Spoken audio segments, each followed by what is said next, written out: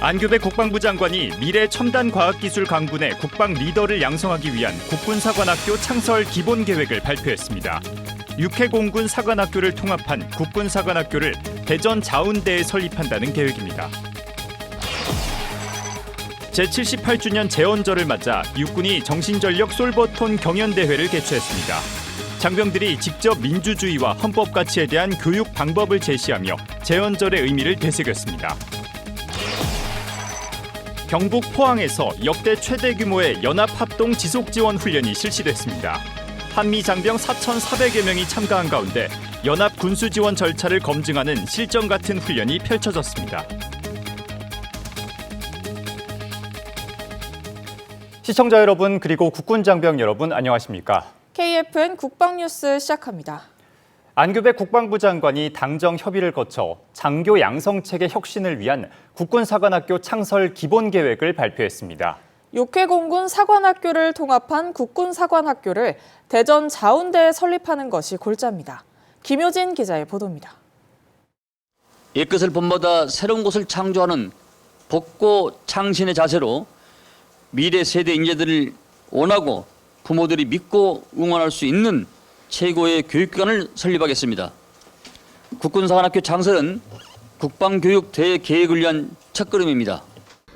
안규백 국방부 장관이 16일 당정 협의를 거쳐 미래 안보 환경 변화에 대응하고 장교 양성 체계를 혁신하기 위한 국군사관학교 창설 기본 계획을 전격 발표했습니다. 육해 공군으로 나뉜 사관학교를 하나로 묶어 군사교육과 훈련시설이 밀집한 대전 자운대에 새 둥지를 틀겠다는 계획입니다. 우선 급변하는 안보 환경과 인구 절벽이라는 시대적 과제에 선제적으로 대응하고 군의 첨단화, 과학화를 선도할 융합형 국방인재 양성이 더 이상 미룰 수 없는 시대적인 소명이라는 점에 깊이 공감을 했습니다. 현재의 기준 사관학교들의 교육 역량을 통합하고 혁신하여 세계 최고 수준의 국군 사관학교를 구축하기로 뜻을 당정은 모았습니다. 이 같은 대전환을 추진하는 배경에는 사관학교가 직면한 구조적 비효율에 있습니다. 현재 육해공 사관학교의 전체 생도는 약 2,900여 명으로 대학 단과대 규모에 불과하지만 이를 위해 삼성장군 3명을 포함한 장성 7명과 약 3천여 명의 지원 인력이 각계 분산돼 운용 중입니다. 국군사관학교는 대전 자운대의 최첨단 스마트 캠퍼스를 신축해 이러한 비효율을 개선합니다. 생도들이 AI, 드론, 양자 등 급변하는 첨단 과학기술을 습득할 수 있도록 특성화 교육과정을 설계하고 현재 약 24% 수준에 불과한 민간 교수 비율을 50% 이상으로 대폭 늘립니다. 당정협의회에 참석한 의원들은 신속한 법안 처리와 예산 전폭 지원을 약속하며 힘을 실었습니다. 국군 사관학교가 세계적인 명품 사관학교로 거듭날 수 있도록 모든 지원을 아끼지 않겠습니다. 특히 국군 사관학교 설치법을 신속히 처리하여 제도적 기반을 닦고 신규 교육시설 마련을 위한 예산도 적기에 지원하겠습니다. 특히 최고의 교수진을 비롯한 첨단 교육시설, 연구시설 확충 등 대규모 예산 투자를 통해 대한민국 최고의 국군 사관학교가 만들어지도록 심도 있게 논의할 계획입니다. 법령 등 제도 정비와 더불어서 27년 예산 반영 등으로 대한민국 스마트 첨단 강군 육성을 강력하게 뒷받침하겠다는 말씀 드립니다. 이를 들은 안 장관은 국방교육개혁을 반드시 완수하겠다는 결연한 의지를 표명했습니다. 64년 만에 문민장관으로서 우리가 개척해야 할 국방개혁의 길이 순탄할 것이라고 생각한 적은 단 한 번도 없습니다. 그러나 불가능하다고 생각한 적도 없습니다. 당정 간의 힘과 지혜를 모으고 긴밀히 협의해 나간다면 그 어떠한 난관도 헤쳐나갈 수 있을 거라고 굳게 믿습니다. 아울러 군의 일반적인 추진이 아닌 국민적 신뢰와 동의 위에서 개혁을 완성하겠다는 원칙도 분명히 세웠습니다. 개혁은 국민의 신뢰를 바탕으로 이루어져야 합니다. 앞으로 국방부는 열린 자세로 국민의 의견을 적극적으로 수렴해 나가겠습니다.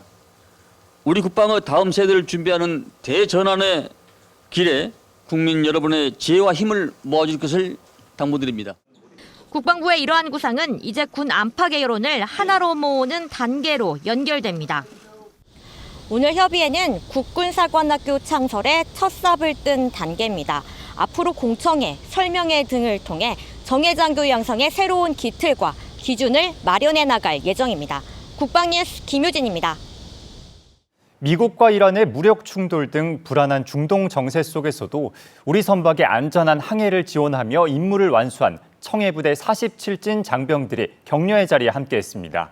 안규배 국방부 장관은 장병들의 헌신과 노고를 치하하며 국가와 국민을 위한 책임 있는 임무 수행에 감사의 뜻을 전했습니다. 신소진 기자입니다. 거친 파도를 가르며 항해하는 대조영함. 청해부대 47진은 소말리아 아덴만 해역에서 우리 선박의 안전한 항해를 지원하며 해양안보 임무를 수행했습니다. 지난 2009년 창설된 청해부대는 아덴만 해역을 중심으로 우리 선박 호송작전과 해양안보 임무를 수행해왔습니다. 특히 47진이 임무를 수행한 기간은 미국과 이란의 무력 충돌 등으로 중동 정세가 급변하며 작전 환경이 어느 때보다 엄중했습니다. 하지만 청해부대 47진은 흔들림 없는 대비태세를 유지하며 우리 선박의 안전을 지키고 국제 해상 교통로 보호에도 기여했습니다. 안규백 국방부 장관은 청해부대 47진 장병들과 오찬을 함께하며 임무 수행 과정의 경험과 소감을 듣고 장병들의 노고를 치하했습니다. 바다와 파도는 둘이 아니고 하나이듯 청해부대 대조영함은 국민과 해군과 하나였습니다. 그 누구도 생각할 수 없고 그 누구도 경험할 수 없는 것을 여러분은 바로 해냈습니다. 안 장관은 한 명의 낙오자 없이 임무를 완수한 장병들에게 감사의 마음을 전했습니다. 193일간 임무 수행하면서 우리 청해부대 47진은 오롯이 우리 국민의 안전과 생명을 지켜야 한다는 사명감으로 똘똘 뭉쳐서 임무를 안전하게 잘 수행해 왔습니다. 특히 중동전쟁이라는 큰 어려움이 있었음에도 불구하고 다친 사람 없이 안전하게 잘 수행해서 이 자리를 비워서 다시 한번 고맙다는 말씀을 드리고 싶습니다. 대한민국 해군으로서 그리고 청해부대 파병된 어학병으로서 한국군과 타국군 사이에서 의미 있는 다리 역할을 해보고 싶다는 꿈을 키웠습니다. 저에게 통역은 단순히 말을 옮기는 일이 아니라 대한민국을 대표해 신뢰를 만드는 일이었기 때문입니다. 먼 바다에서 국민의 안전을 지켜온 청해부대 47진 장병들. 장병들은 이제 가족들과 함께 재충전의 시간을 보내며 다음 임무를 준비합니다. 청해부대 47진이 보여준 책임감과 헌신은 대한민국 해양안보를 지켜갈 든든한 힘이 될 것입니다. 청해부대 47진! 국방뉴스 신소진입니다.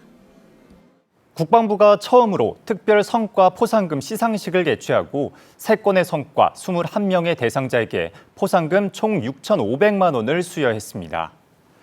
특별 성과 포상금 제도는 국민주권정부의 국정 철학인 인사는 공정하게, 신상필벌은 확실하게를 구현하기 위해 올해 처음 도입한 제도입니다. 탁월한 업무 성과를 창출한 직원에겐 최대 3천만 원의 포상금을 지급할 수 있습니다. 이번 시상식에서는 중동 4개국 재외국민 보호를 위해 진행된 사막의 빛 작전을 성공적으로 수행한 국방부 국제평화협력과 진병용 중령 등 15명이 특별 성과 포상금을 받았습니다. 또 대형 산불과 하계 집중호우, 가뭄 등 국가적 재난 상황에서 국민의 생명과 재산을 보호하는 컨트롤 타워 역할을 수행한 육군 2작전사령부 군수참모처 조우현 대령 등 5명도 공로를 인정받았습니다. 이 밖에도 장기 간부 도약 적금 신설로 초급 간부 처우 개선과 장기 복무율 제고에 기여한 국방부 복지정책과 장병희 중령도 수상의 영예를 나눴습니다. 한미일 합참의장이 현지 시간 15일 미국 워싱턴 DC에서 23차 한미일 합참의장 회의를 열고 3자 안보협력 강화 방안을 논의했습니다. 세 나라는 북한의 핵미사일 위협과 영내 안보 도전에 효과적으로 대응하기 위해 협력을 지속하고 북한의 완전한 비핵화를 위해 함께 노력하기로 했습니다.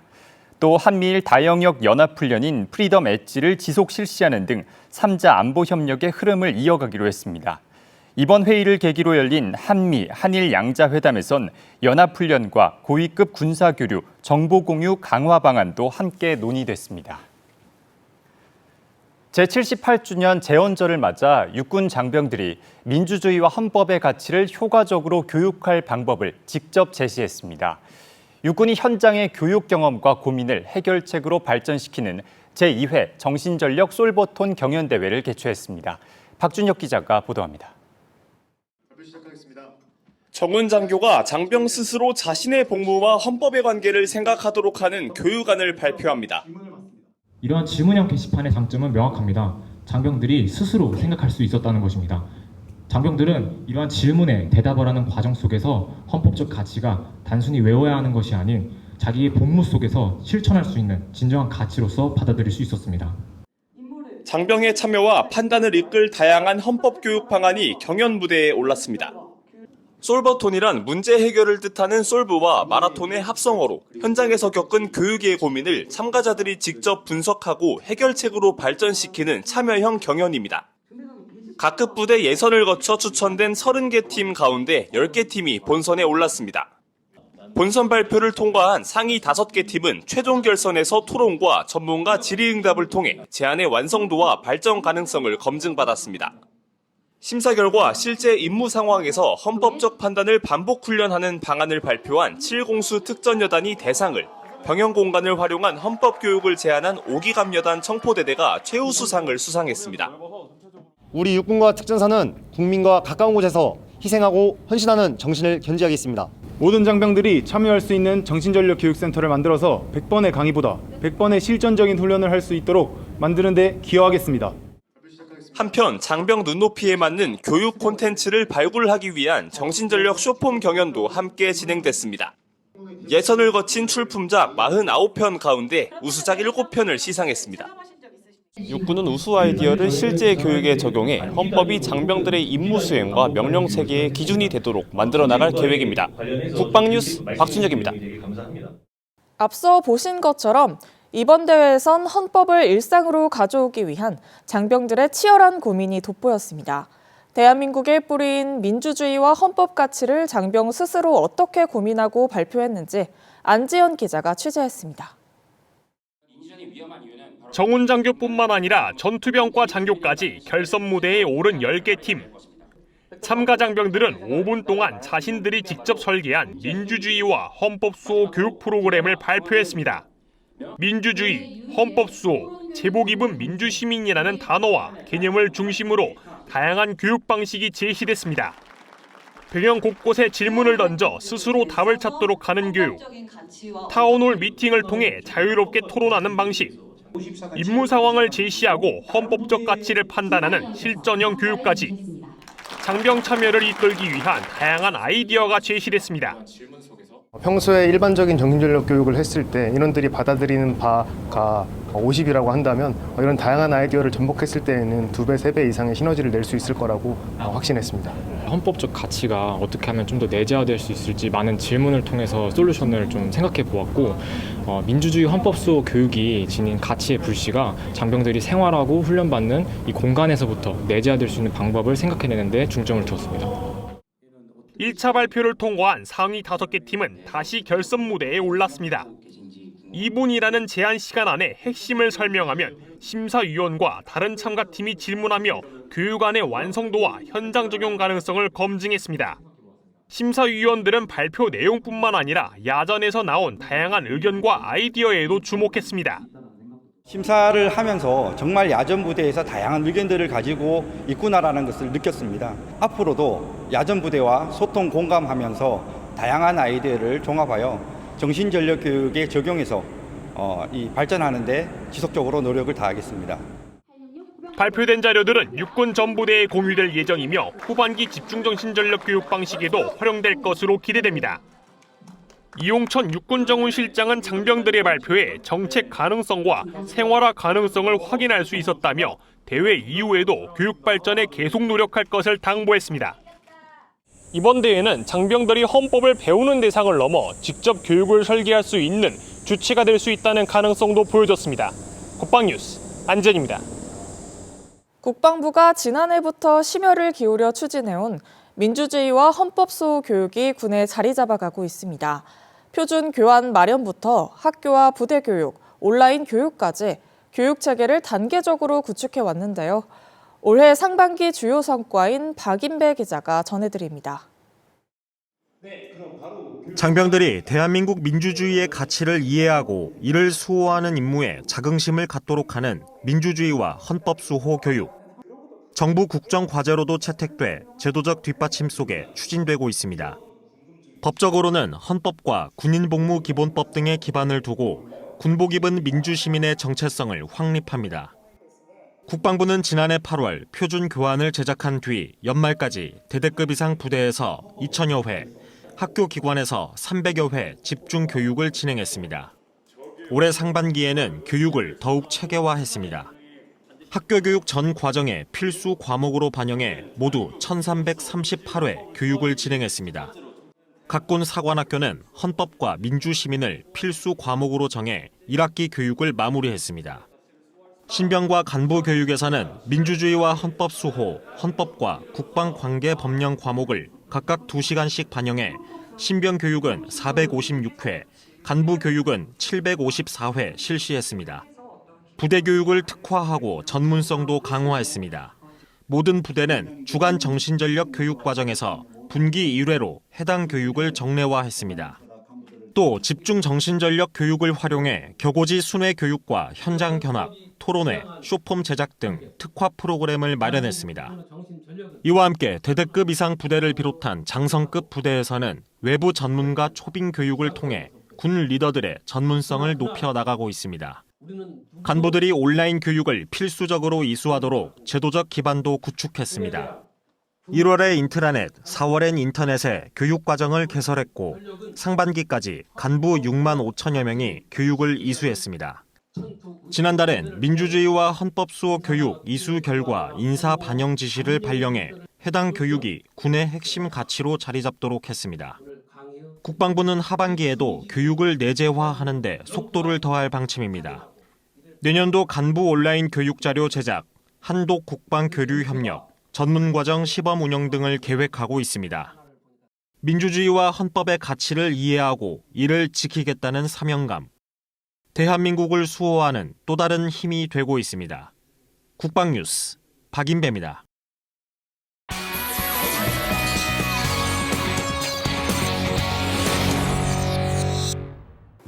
네, 올해 제헌절은 18년 만에 다시 국가 공휴일로 지정되면서 헌법의 가치와 민주주의의 의미를 되새기는 계기가 되고 있습니다.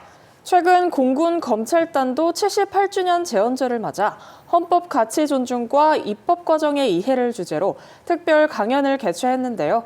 오늘은 강연을 맡은 전 법사위 소속 전문위원, 정환철 국회의정 연수원 교수와 함께 헌법이 우리 군과 국민에게 갖는 의미에 대해 이야기 나눠보겠습니다. 안녕하십니까? 안녕하십니까? 네, 교수님, 먼저 제78주년 제헌절이 갖는 의미와 또 지금 우리 사회가 헌법의 가치를 다시 돌아봐야 하는 이유 무엇일까요? 네, 헌법이란 것도 이제 제헌절이라는 게 사실 이제 헌법을 만든 그런 걸 기념하는 날이잖아요. 네. 헌법이란 게 이제 또 그 한 나라의 최고 규범이기 때문에 어느 나라에게나 다 중요합니다. 그래서 이제 제헌절을 항상 이렇게 중요하게 뒤돌아봐야 되는 이유는 그게 이제 국가의 최고 규범이고 어느 나라 대한민국의 또 정체성을 이렇게 잘 정리한 그런 법 중에 최고이기 때문에 그런 의미에서 당연히 이제 존중돼야 될 또 의미가 있고요. 또 이제 현행 헌법이 잘 아시겠지만 또 뭐라고 그래 1987년도에 이렇게 지금 9차 개정 헌법이라고 그러는데요. 1987년도에 제정되어서 지금 39년째 이렇게 유지되고 있습니다.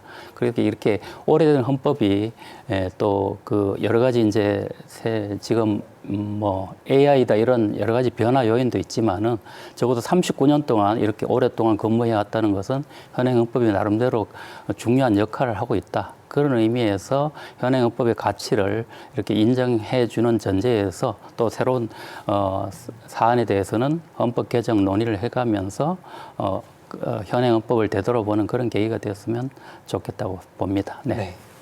네, 이번 공군 검찰단 특별 강연에서는 헌법 가치 존중과 입법 과정의 이해를 네. 주제로 장병들과 함께 하셨는데요. 네. 군 장병들이 헌법의 핵심 가치와 민주주의 원리를 이해하는 것이 왜 중요할까요? 이제 국가를 이제 구성할 때 국가와 헌법이 이제 어느 나라든 중요하고 또 그 안에 있는 국민이 중요하잖아요. 그런 차원에서 이렇게 국가의 헌법에 이렇게 국민이 들어가 있고 또 영토도 들어가 있고 주권이 들어가 있고 그럼 이게 군인은 역할은 이런 국가를 외부로부터 지키고 또 이렇게 국민의 생명과 재산을 보호하는 역할을 하는 중요한 조직 중에 하나잖아요, 군인이. 그러면 당연히 군인으로서는 대한민국 헌법이 비록 이렇게 약간 최고 고범이어서 잘 접하기도 힘들고 또 그 내용을 알기도 힘들지만은 그럼에도 군의 사명이 또 국민과 영토, 주권 이런 걸 지키는 가장 국가를 구성하는 가장 기본적인 요소들을 지키는 역할이 가장 중요하기 때문에 군이 이렇게 헌법의 가치를 되돌아보고 이렇게 또 이해하는 것은 힘든 훈련 과정에서도 반드시 필요한 일이라고 저는 이렇게 이해하고 있습니다. 네. 네, 마지막 질문입니다. 헌법은 대한민국 공동체를 지탱하는 가장 중요한 약속이라고 할 수 있는데요. 네. 제헌절을 맞아 대한민국을 지키는 장병들과 국민께 꼭 전하고 싶은 메시지가 있다면요? 헌법은 이제 국가와 국민 그리고 이제 모든 대한민국에 관계되는 공동체가 모여서 한 커다란 약속이거든요. 헌법이 유일하게 다른 법률들은 많지만은 헌법이 하나로만 존재한 이유가 또 그런 데 있고 그러다 보면 군인이든 일반인이든 자기 행동을 어떻게 해야 될지 가장 어렵거나 기준이 없을 때 그거를 기준으로 삼을 수 있는 게 헌법이 가장 중요한 기준이 될 수 있거든요. 그 헌법에는 또 국민 주권주의라든지 자유민주주의라든지 평등이라든지 군의 정치적 중립성이라든지 이런 여러 가지 대한민국이 가질 수 있는 아주 최상의 가치들이 그 안에 다 담겨 있기 때문에 일반 국민도 마찬가지고요, 군도 마찬가지고 그런 헌법에 담긴 가치를 이렇게 제대로 이해하고 그에 따라서 행동을 하면 아무런 잘못이 일어날 수 없다 이런 것이고요. 그런 걸 한번 되돌아보는 게 오늘 제헌절의 의미이고 또 군인이 이렇게 헌법을 생각하는 그런 마음가짐이 아닐까 그렇게 생각합니다. 네, 지금까지 정환철 국회의정연수원 교수와 함께 이야기 나눴습니다. 네, 오늘 말씀 감사합니다. 한미 장병 4,400여 명이 참가한 역대 최대 규모의 연합합동 지속지원 훈련이 포항에서 실시됐습니다. 상륙 이후에도 전투를 지속하기 위한 군수지원 능력을 점검하는 이번 훈련에선 현대전 양상을 반영한 다양한 지원 체계도 함께 운영됐습니다. 이민형 기자입니다.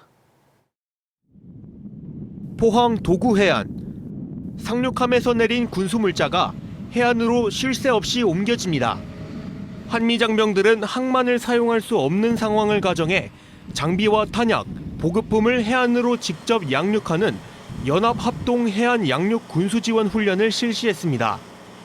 상륙 이후에도 필요한 군수물자를 끊김없이 전투부대에 지원하기 위한 연합 군수지원 절차를 실제처럼 숙달하는 훈련입니다. 지금 제 뒤에선 함선에서 내린 군수물자를 해안으로 이동시키는 작업이 진행되고 있습니다. 이번 훈련은 여기서 끝이 아닙니다. 이렇게 확보한 군수물자를 내륙의 전투부대까지 신속하게 전달하는 과정으로 이어집니다. 확보된 군수물자는 곧바로 해병대 1사단에 구축된 전투근무 지원지역 CSSA로 이동했습니다. CSSA는 전투부대가 임무를 계속 수행할 수 있도록 군수품을 보급하고 장비를 정비하는 야전 군수지원 거점입니다. 이곳에선 전투 현장에서 발생한 부상자를 치료하는 상륙지원병원도 함께 운영됐습니다. 한미 의무요원들은 응급처치와 야전수술, 후방 후송 절차를 실제 상황처럼 숙달하며 연합 의무지원 능력을 점검했습니다. 훈련에선 최근 전장 환경을 반영한 다양한 군수지원 체계도 함께 선보였습니다. 군수 차량을 드론 공격으로부터 보호하기 위한 방호 체계와 드론 탐지, 제밍 장비를 운용하고 이동식 3D 프린터를 활용해 전장에서 필요한 부품을 즉시 제작하는 절차도 숙달했습니다. 특히 한미 장병들은 서로 필요한 부품을 직접 제작하고 적용해보며 연합 군수 지원 체계의 상호 운용성도 확인했습니다. Today, you will be able to witness the Republic of Korea and the United States forces operating as one team to move personnel, to move supplies, and to move equipment from the sea to the shore when a fixed port is unavailable. 해상에서 시작된 군수 지원은 해안을 거쳐 내륙의 전투부대까지 이어졌습니다. 이번 훈련은 실전적인 연합 군수 지원 절차를 점검하며 어떠한 전장 환경에서도 전투를 지속할 수 있는 능력을 높이는 데 중점을 두었습니다. 전쟁에 있어서 지속 지원은 정말 중요합니다. 제한된 여건 하에서 군수품을 해안을 통해서 육지로 양육하고 이러한 군수품들이 비행기와 그 밖에 육상 수송수단을 통해서 우리 전투부대로 가는 데 있어서 한미가 연합으로 상호 운용성을 검증하는 아주 중요하고 의미 있는 훈련입니다. 전투는 최전방에서만 이루어지는 것이 아닙니다. 전투를 이어가기 위한 보급과 정비, 의무 지원까지 한미 장병들은 이번 훈련을 통해 연합 지속 지원 능력을 다시 한번 점검했습니다. 국방뉴스 이민형입니다. 네, 앞서 보신 것처럼 한미 장병 4,400여 명이 참가한 역대 최대 규모의 연합합동 해안 양육 군수 지원 훈련이 포항에서 실시됐습니다. 상륙작전은 많이 들어봤지만 연합합동 해안 양육 군수지원 훈련은 다소 생소한데요. 취재기자와 함께 이번 훈련의 의미를 좀 더 알아보겠습니다. 이민영 기자, 안녕하십니까? 네, 안녕하십니까? 먼저 이름부터 어렵습니다. 쉽게 어떤 훈련이라고 보면 되겠습니까? 네, 쉽게 말씀드리면 전투를 계속 이어가기 위한 훈련입니다. 전투가 시작됐다고 해서 병력만 투입한다고 끝나는 게 아니기 때문인데요. 탄약과 연료, 식량은 계속 보급돼야 하고 고장난 장비는 바로 수리해야 하고 부상자도 신속하게 치료해야 합니다. 이번 훈련은 바로 이런 군수 지원 능력을 한미가 함께 숙달하는 훈련이라고 보시면 됩니다. 네, 그렇군요. 이 취재 내용 보니까 오전에는 해안에서 또 오후에는 해병대 1사단에서 훈련이 이어졌습니다. 이렇게 장소가 나뉜 거에는 이유가 있나요? 실제로 전투가 진행되는 순서를 그대로 재현했다고 보시면 됩니다. 먼저 해안에서는 항만을 사용할 수 없는 상황을 가정해서 함정의 장비와 군수 물자를 해안으로 직접 내리는 훈련을 했습니다. 그렇게 내린 장비와 물자는 오후에 보신 것처럼 전투근무 지원 지역 CSSA로 이동해서 다시 보급되고 정비되고 치료까지 이어지는 겁니다. 결국 하나의 훈련이 아니라 전투를 계속 이어가기 위한 하나의 과정이라고 보시면 됩니다. 네, 이번 훈련에서는 드론이나 3D 프린터 같은 최신 장비들도 눈에 띄는데요. 어땠습니까? 맞습니다. 예전 군수 지원은 물자를 옮기는 데 집중했다면 지금은 군수 지원 자체도 적의 드론 공격을 받을 수 있다는 점을 고려하고 있습니다. 그래서 군수 차량에 드론 방호망을 설치하거나 제밍 장비를 운용하는 모습도 볼 수 있었고요. 또 이동식 3D 프린터를 활용해서 전장에서 필요한 부품을 현장에서 즉시 제작하는 훈련도 함께 실시됐습니다. 특히 한미가 서로 필요한 부품을 직접 제작해보면서 실제 연합작전에서의 상호 운용성도 함께 확인했습니다. 네, 그렇군요. 이번 훈련의 핵심은 무엇일까요?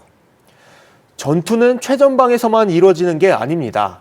전선 뒤에서 탄약과 장비, 의료 지원이 끊기지 않아야 전투도 계속 이어질 수 있습니다.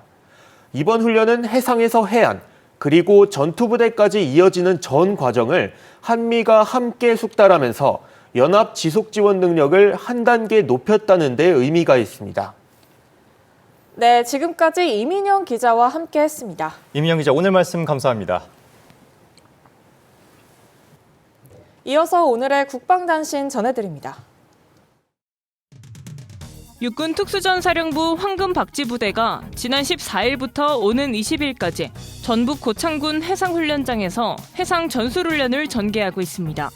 이번 훈련은 다양한 침투 자산을 활용한 실전적인 해상 침투 능력 숙달에 중점을 두고 전술적 해상 기동과 해상 침투, 해상 탈출 등 실전 과제를 반복 숙달하는 방식으로 진행됐습니다.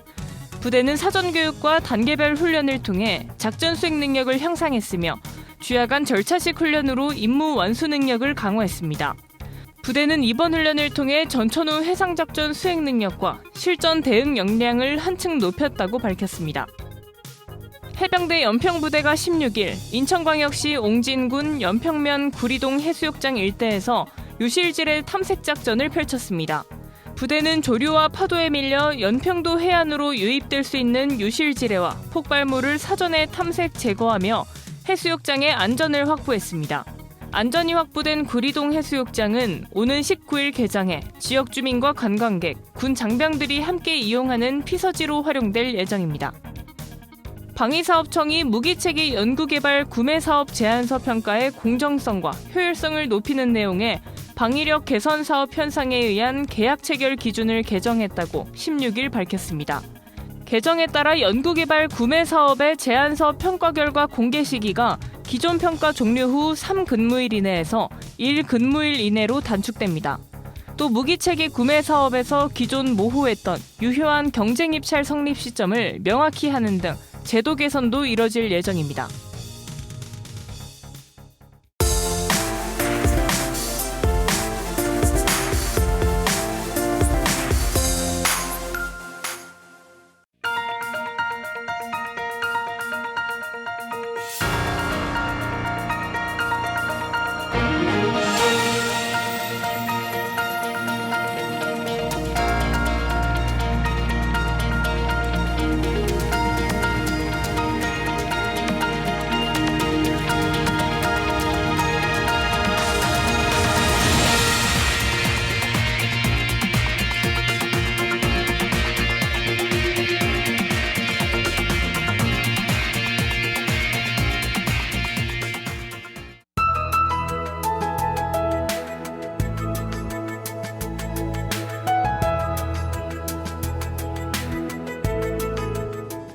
기상정보입니다.